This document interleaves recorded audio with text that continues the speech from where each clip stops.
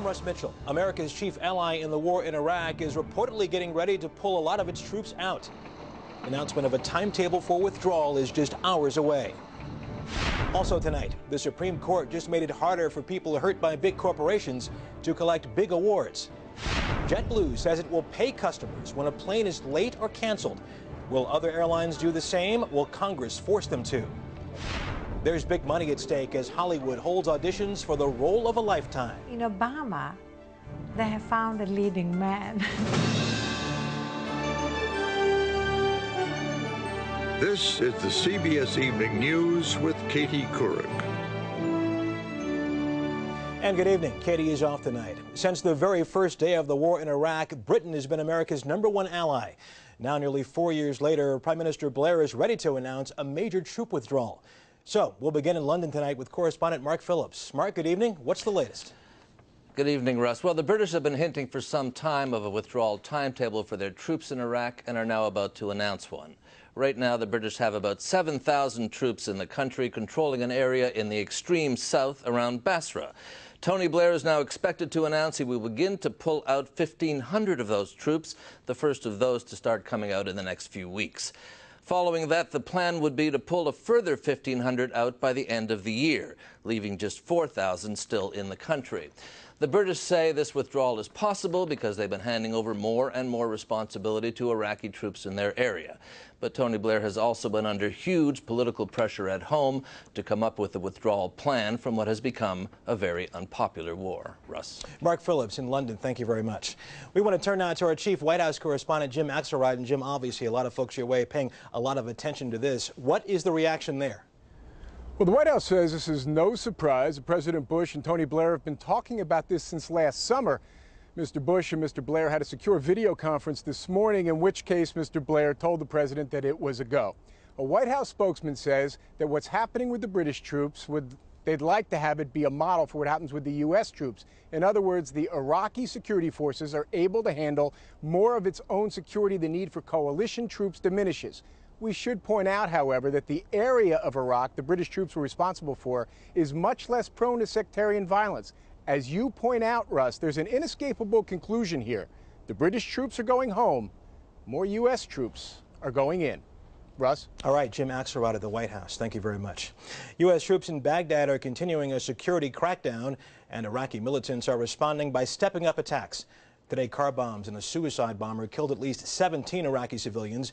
And just north of Baghdad, a bomb destroyed a tanker filled with chlorine gas. At least 9 people died. 150 got sick from the fumes. Officials say the explosive was planted under the tanker. Back in this country, the courtroom battle over big money damage awards. The Supreme Court today made it harder to get one. From Washington now, here's Wyatt Andrews. In a victory for Philip Morris and all big business trying to limit huge punitive damage awards, the Supreme Court threw out an $80 million judgment to Mayola Williams, the widow of a lifelong smoker in Oregon.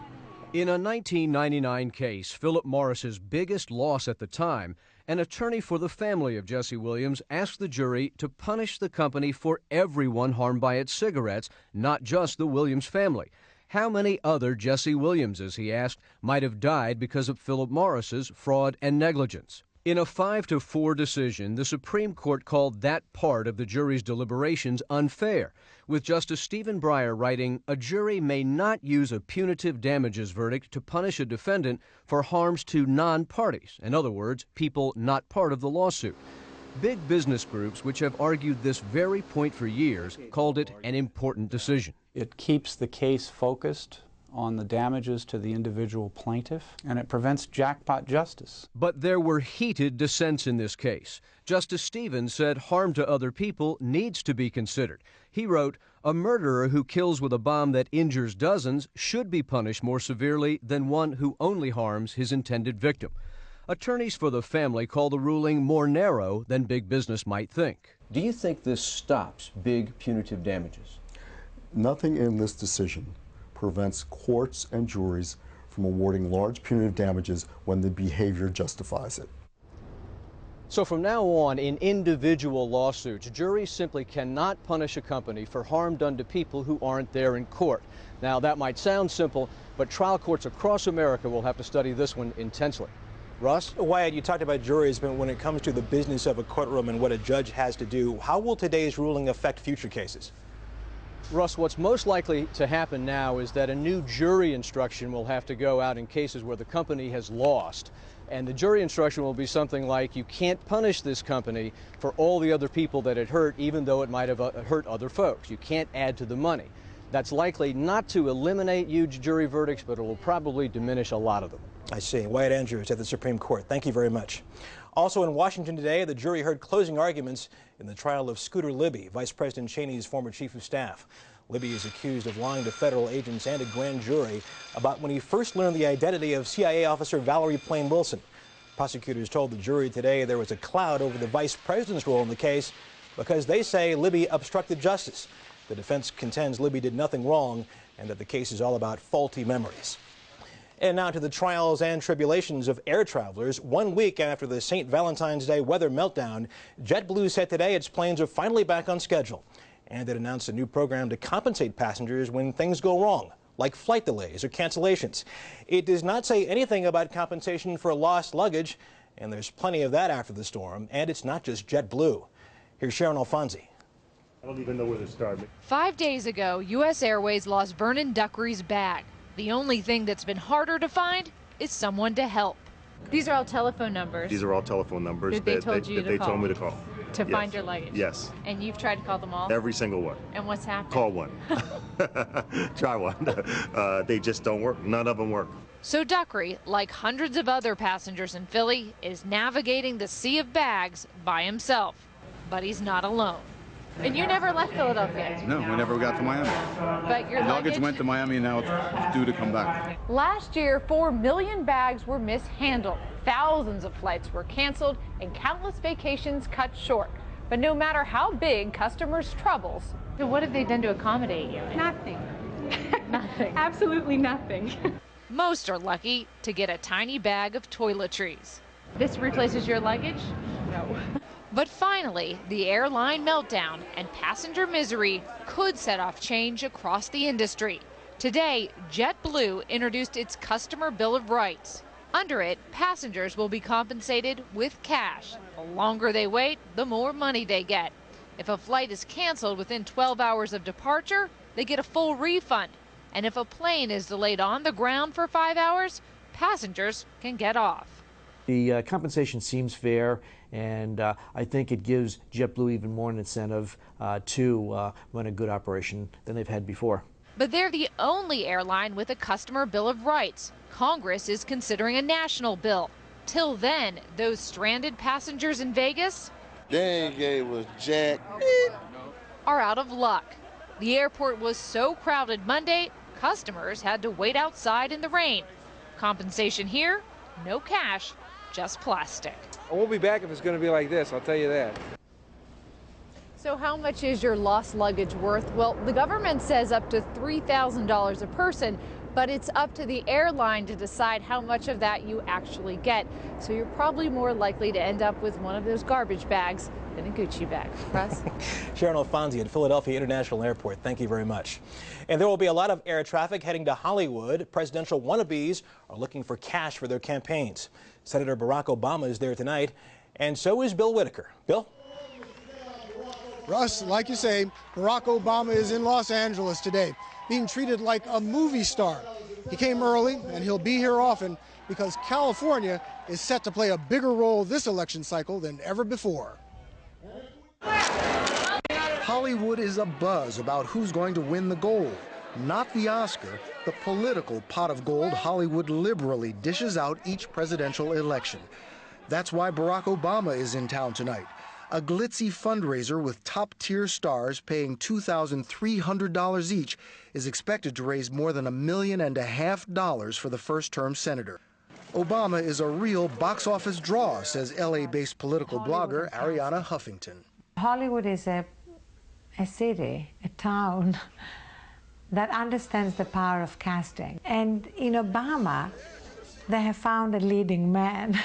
All the major candidates come to Hollywood for money. Rudy Giuliani was just here. Hillary Clinton is coming later this week. Almost everyone assumed the deep affection and deep pockets Hollywood had for Bill Clinton would transfer to Hillary Clinton. Instead, the moneyed people are hedging their bets.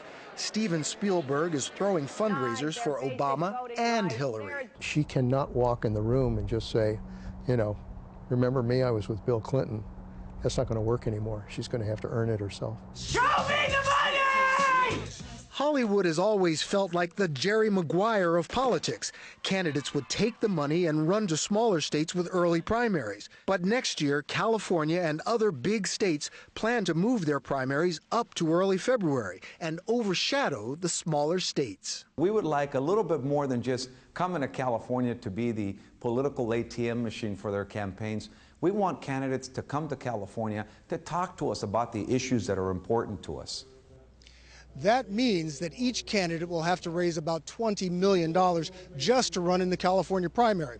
And for the national general election, they'll need 10 times that amount, making Hollywood's money more important than ever.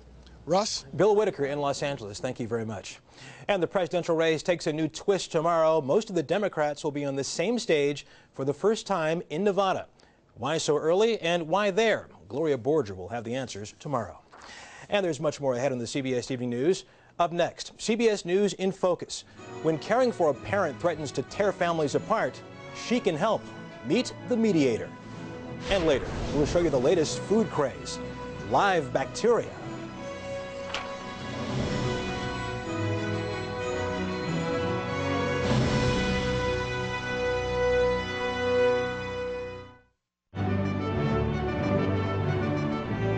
CBS News in Focus, caring for elderly parents.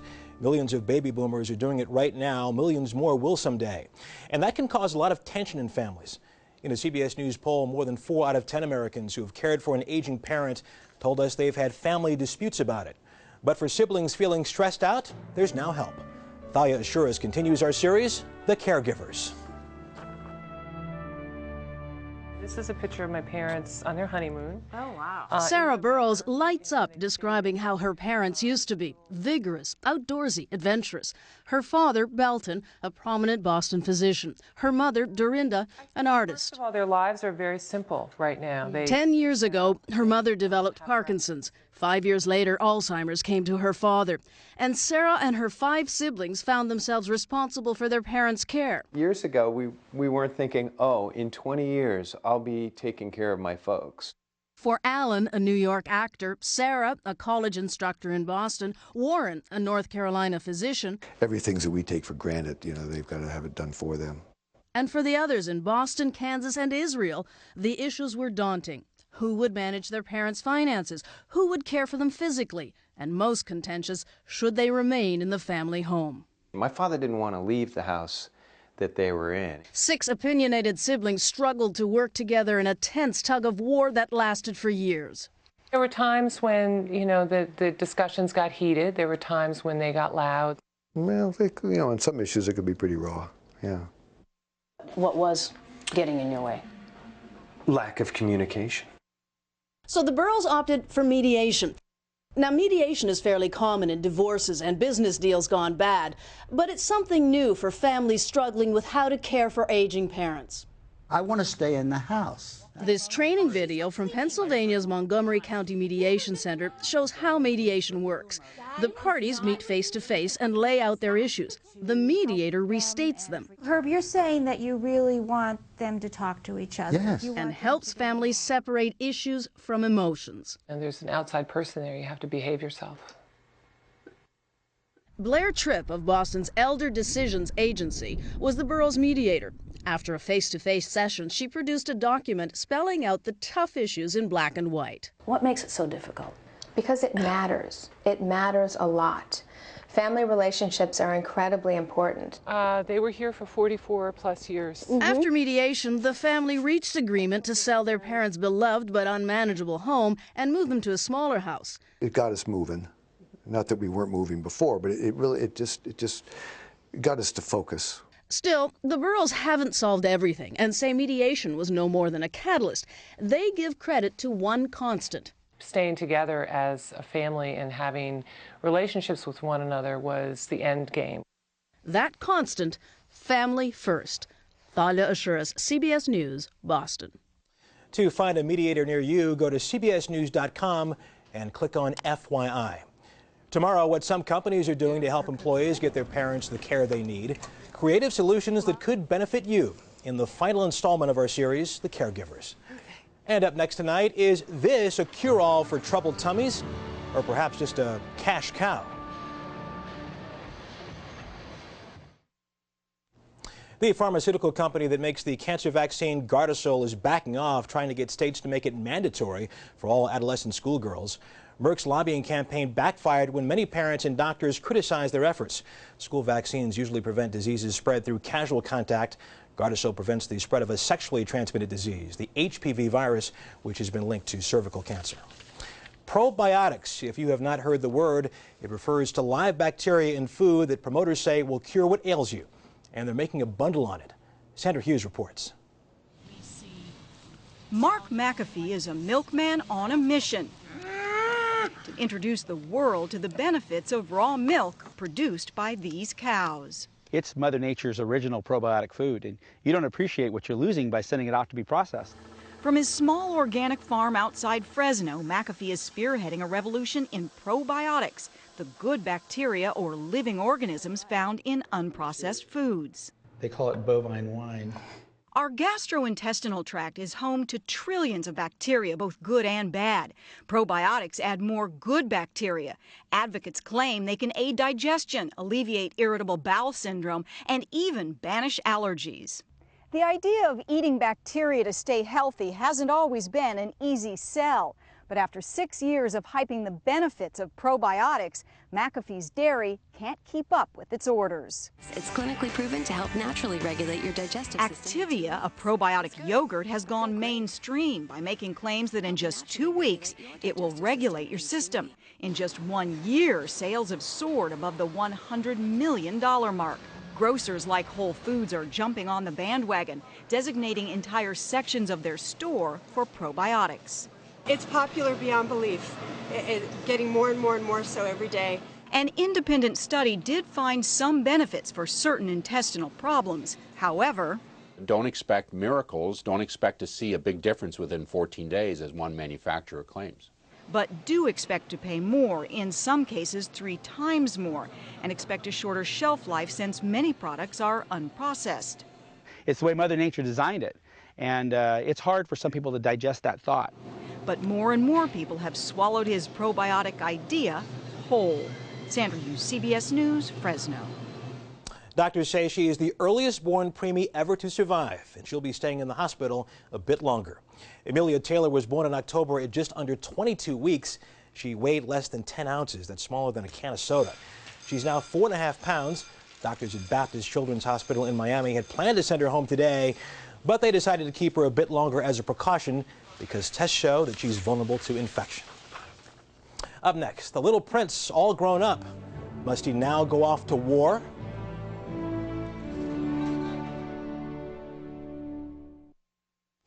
As we told you at the top of the broadcast, Prime Minister Tony Blair will announce tomorrow a timetable for withdrawing some British troops from Iraq.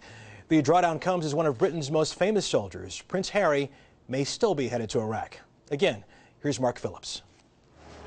Prince Harry, third in line for the throne and designated royal rogue, always said he didn't join the army to play toy soldiers. That when the time came for his regiment to serve, he'd go with his men. That time may be now.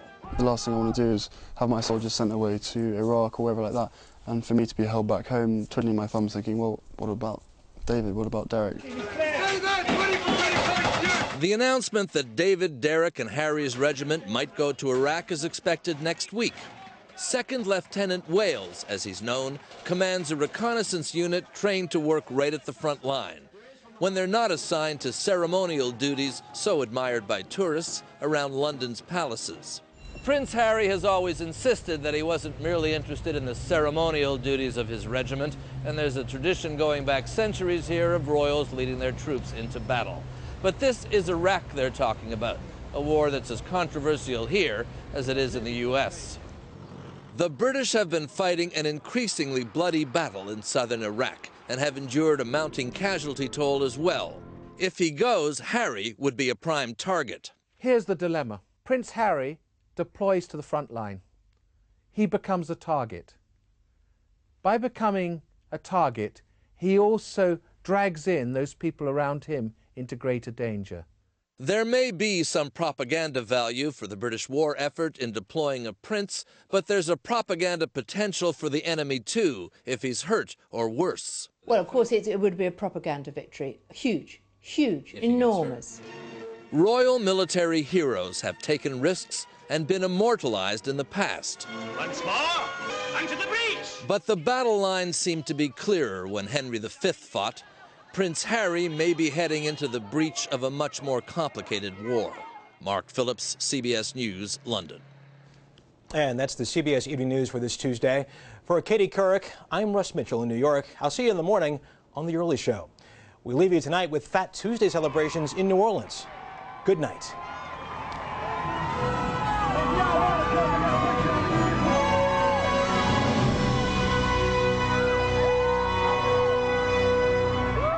CBS News. See it now, anytime, anywhere.